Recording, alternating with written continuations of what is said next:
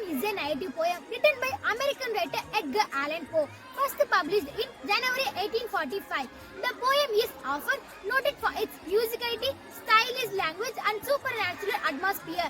The poem makes use of folk, mythological, and classical reference. Let us see the recitation of the poem. Once upon a midnight weary, while I pondered, weak and weary, over many a quaint and curious volume of forgotten lore, while I nodded, nearly napping, suddenly there came a tapping, as of someone gently rapping at my chamber door. "'Tis some visitor," I muttered, "tapping at my chamber door. Only this and nothing more." Distinctly I remember it was in the bleak December, and each separate dying ember what its ghost upon the floor. Eagerly I wished the morrow, vainly I sought to borrow from my books sources of sorrow for the lost Lenore, for the rare and radiant maiden whom the angels named Lenore, nameless here for evermore.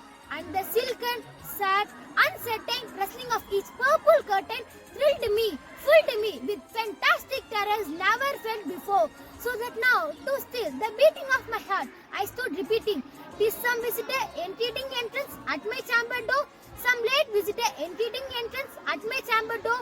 This it is and nothing more." Presently, my soul grew stronger, hesitating then no longer. "Sir," said I, "Madam, truly your forgiveness I implore, but the fact is I was napping, and so gently you came rapping, and so faintly you came tapping at my chamber door, that I scarce heard you. Here I opened wide the door, darkness there and nothing more. Deep into that darkness peering, long I stood there wondering, fearing, doubting, dreaming dreams no mortal ever dared to dream before. But the silence was unbroken, and the stillness gave no token, and the only word that spoken was the whispered word, Lenore. This I whispered, and an echo murmured back the word, Lenore. Merely this and nothing more. Back into the chamber, all my soul within me burning. Soon again I heard a tapping, somewhat louder than before. "Surely," said I, "surely that is something at my window lattice. Let me see then what that is, and this mystery explore. Let my heart be still a moment, and this mystery explore. 'Tis the wind and nothing more." Open here I flung the shutter, when with many a flirt and flutter, in the stepped a stately raven of the saintly days of yore. Not the least obeisance made he, not a minute stopped or stayed he, but with mien of lord or lady, perched above my chamber door, perched upon the sculptured bust just above my chamber door, perched and sat and nothing more. Then this ebony bird beguiling my sad fancy into smiling, by the grave unstained decorum of the countenance it wore.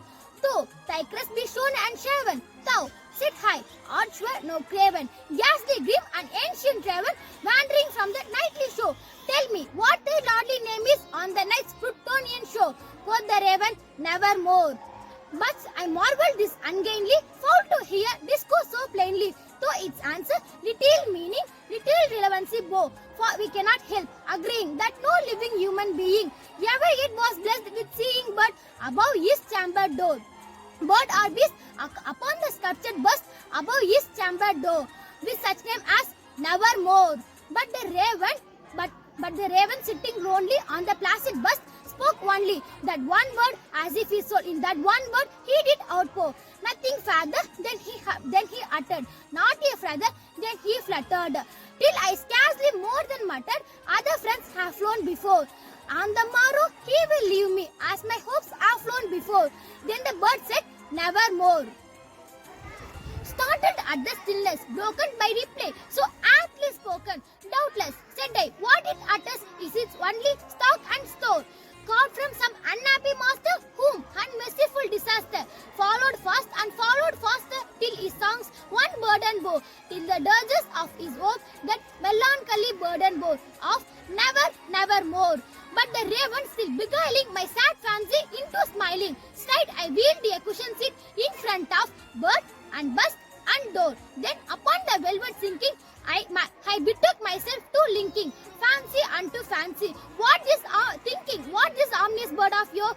What this grim, ungainly, ghastly, gaunt, and ominous bird of yours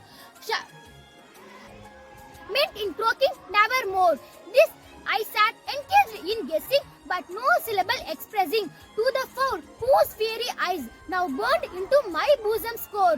This and more I sat divining with the head and ease reclining on the cushion's velvet lining that the lamplight coated over, but whose velvet violet lining with the lamplight coated over. She shall press her nevermore.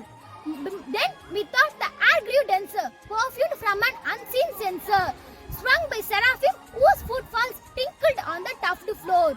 Wretch, I cried, thy God hath lent thee, by these angels he hath sent thee respite, respite, and nepenthe from thy memories of Lenore. Quaff, oh quaff, this kind nepenthe, forget this lost Lenore, quoth the raven, nevermore. Prophet, sit high, think of evil, prophet still, if bird or devil, whether tempter sent or whether tempest tossed thee here ashore.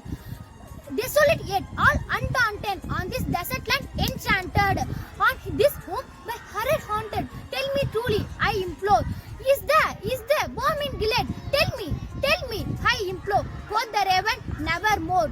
Prophet, sit high, think of evil, prophet still, if bird or devil, by that heaven that bends above us, by that God with both adore, till this soul with sorrow laden if within the distant Eden, it shall clasp a sainted maiden whom the angels name Lenore, clasp a rare and radiant maiden whom the angels name Lenore, quoth the raven, nevermore. Be that word our sign of parting, word of eon upstarting, yet thee back into the tempest and the night's Plutonian show. Leave no black plume as a token of that lie thy soul hath spoken. Leave my loneliness unbroken, could they burst above my door. Take thy beak from out my heart and take thy form from off my door. Quoth the raven, nevermore. And the raven, never flitting, still is sitting on the pallid bust of palace just above my chamber door.